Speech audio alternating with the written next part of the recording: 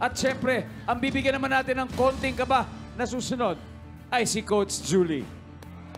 Kaya sino ba ang tatlong magtatapat-tapat tonight sa Jewel Squad Battles? Ang tatawagin ko next na mag-perform ay ang Team Demure. Demure? Oo. Kasi ano sila eh, very shy, very timid, ganon. Very demure? Oo nga. Yun na yun, yun yung word, demure. Oo. Pero pangmalakasan din tong mga to. So tatawagin ko na si John Bert, si Elijah, and Janelle. Ang napili kong na kakantahin ninyo ay What's Up. Alam niyo ba yung What's Up? What's that?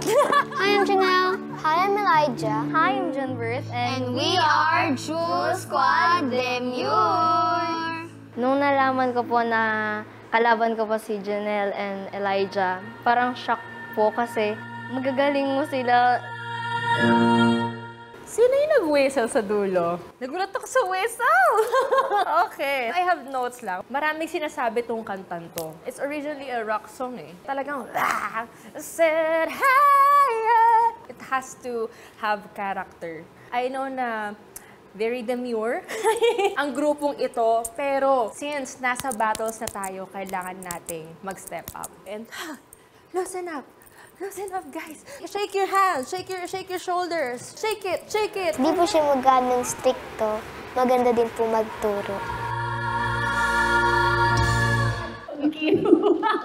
Alam kong kinakantahan nyo kami sa audience, pero gusto ko rin sana magtingin-tingin na din kayo para, alam mo, may connection din kayo. Tapos gusto kong ma-feel din yung, yung energy.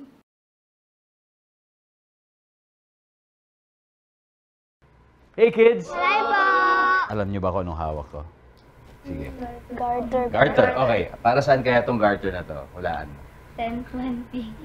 Alam mo yung 10-20? Pwede bang ituro mo sa amin? 10, 20, 40, 60, Good luck. O while waiting, kasi maglaro muna. Dali mo na to. Enjoy. Alright? You got this.